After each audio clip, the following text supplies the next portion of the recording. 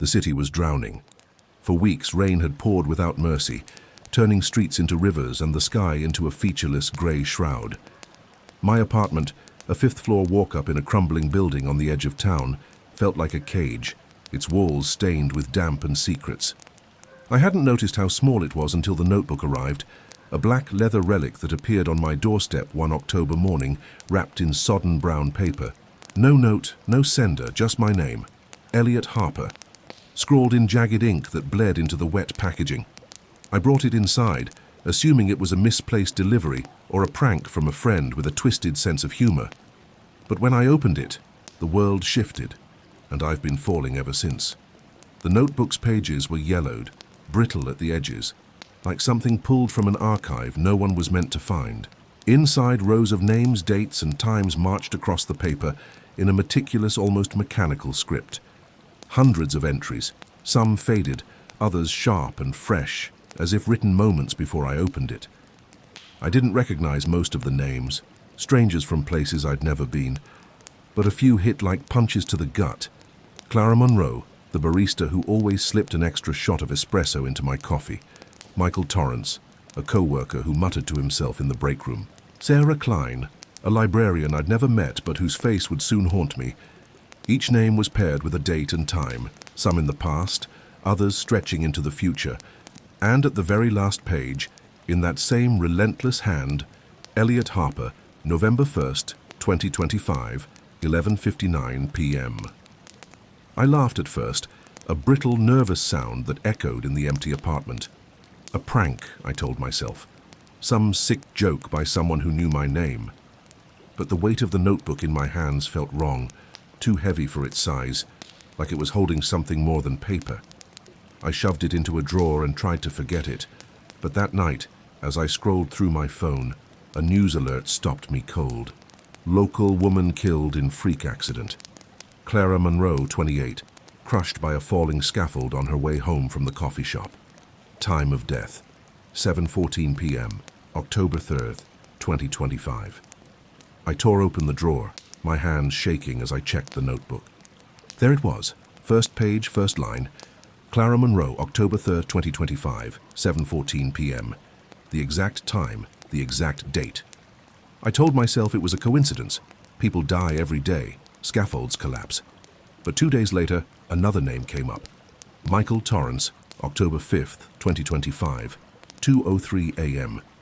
I barely knew Mike. Just another face in the office, always hunched over his desk, muttering about deadlines. I stayed up that night, the notebook open in front of me, my eyes burning as the clock ticked closer. At 2:04 a.m., my phone buzzed with a text from a colleague. Mike's gone. Heart attack in his sleep. I dropped the phone, my breath hitching. I flipped through the notebook, page after page of names, each one a life snuffed out with surgical precision. A stranger in a car crash, an old neighbor in a house fire, a teenager struck by lightning on a clear day. Every death I could verify matched the notebook's predictions perfectly. It wasn't guessing. It knew. Sleep became a memory. Food lost its taste. The world outside my apartment turned hostile, every shadow a threat, every stranger a potential agent of whatever force controlled the notebook. My name, my death, was less than a month away.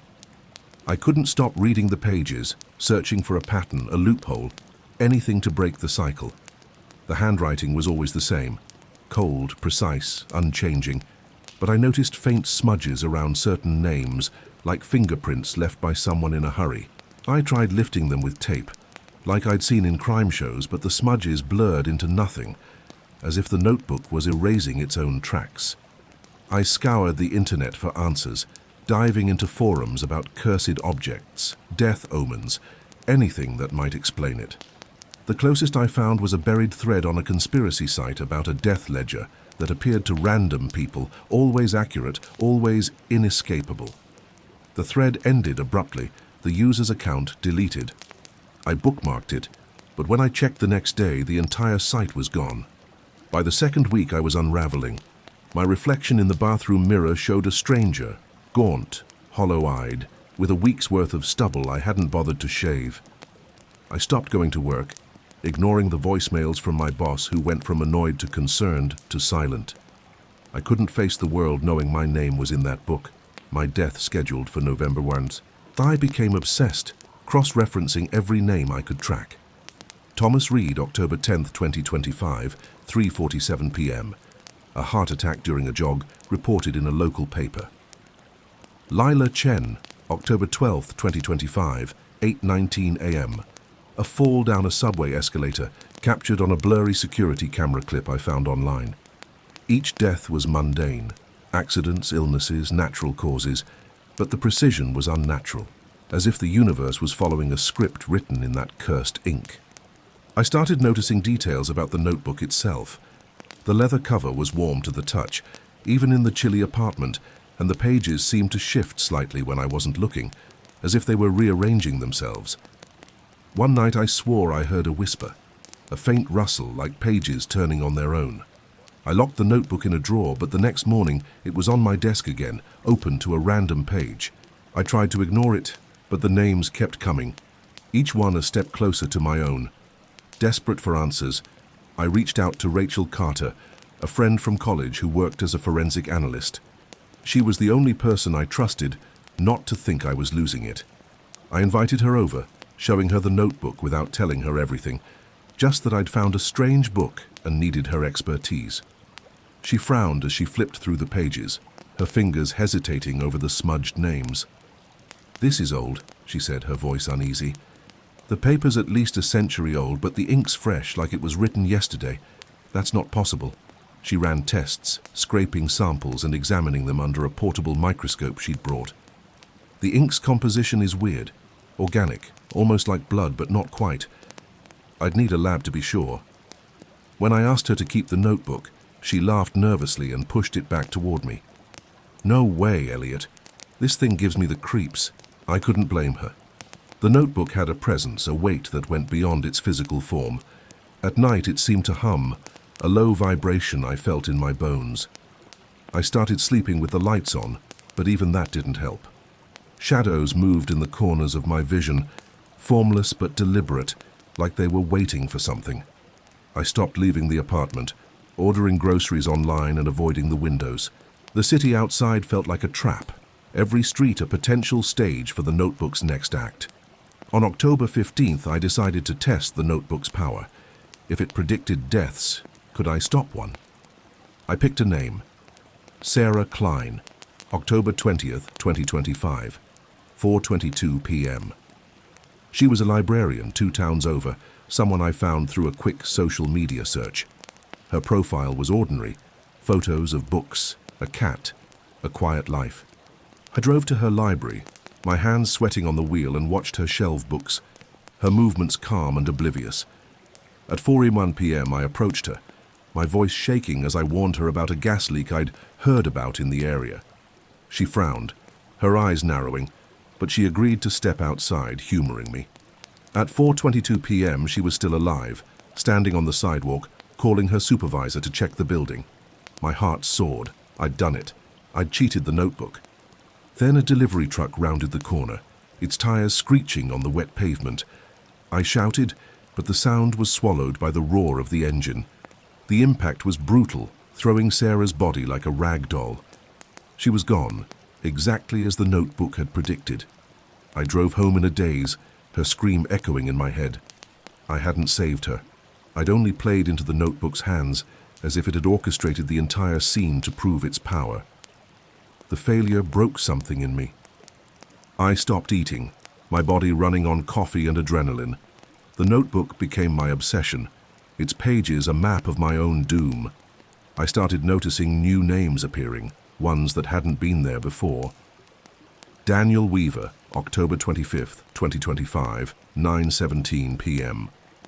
Daniel was my neighbor, a quiet man in his 60s who lived across the hall. I barely knew him, but the sight of his name in that glistening ink made my stomach lurch. I tried to warn him, banging on his door and shouting about a gas leak, but he just stared at me, his eyes wide with confusion, before muttering about calling maintenance. That night at 9:17 p.m., I heard the explosion. The blast rattled my windows, and the hallway filled with smoke. The fire department called it a faulty gas line, but I knew the truth. The notebook had claimed another. I tried to destroy it. I burned it, watching the flames lick the leather, but they wouldn't touch the pages. I tore at it with a knife, but the paper wouldn't rip. I threw it into the river, driving miles to make sure it was gone, but the next morning it was back on my desk, dry and pristine. I even tried writing in it, scratching out my name, changing the date to a century in the future. The ink vanished as soon as I lifted the pen, and my name reappeared, mocking me. By October 28th, I was a ghost in my own life. My apartment was a fortress, the windows boarded, the door triple locked. I unplugged my phone, cut the internet, and sat in the dark, the notebook my only companion. But it wasn't done with me. That morning a new name appeared, Rachel Carter, October 28th, 2025, 6:43 a.m. My friend, the one person I'd trusted. I called her, screaming into the phone, begging her to stay inside to avoid the streets. She laughed it off, her voice tight with worry. "Elliot, you need help. I'm coming over." She never made it. A hit and run outside her lab, the news said. I didn't go to the funeral. I couldn't face it. The days blurred into a haze of dread. The notebook's presence grew heavier, its pages seeming to pulse with a life of their own. I started seeing things, shadows that moved when I turned away, glimpses of a figure just out of sight. One night I woke to find the notebook open to my name, a faint smudge beside it, as if someone had touched it while I slept. I bought a lockbox, chaining it shut, but the next morning the notebook was on my desk again, the lockbox empty. On October 31st, I broke. I sat at my desk, the notebook open in front of me, and wrote a letter to no one, pouring out my fear, my guilt, my desperation. I begged whoever was listening, God, the devil, the notebook itself, for a way out. When I finished, the letter was gone, and a new page had appeared in the notebook. You cannot run. You cannot hide. The end is written. The ink was still wet, glistening like blood. November 1st dawned grey and cold. I hadn't slept in days, my body a husk held together by terror. The clock ticked toward 11:59 p.m., each second a hammer against my skull. I sat at my desk, the notebook open, my hands shaking as I stared at my name. At 11:58 p.m. the lights flickered. The air grew thick, like a storm was brewing inside the room. The notebook felt warm, almost alive, its pages trembling under my fingers. At 11:59 the door creaked open, though I'd bolted it shut. A shadow moved in the hallway, formless but deliberate, its presence colder than death itself. I screamed, but my voice was swallowed by the darkness. The notebook fell from my hands, open to my name, and as the clock struck midnight, the shadow reached for me. I don't know where I am now. The world is gone, replaced by an endless grey void. The notebook is still here, its pages blank except for one line written in my own hand. Elliot Harper, forever bound. I feel it watching, its hunger insatiable. Somewhere, in another apartment, another name is being written, and the cycle begins again. But I'm not alone. The shadows are here whispering, and they know my name.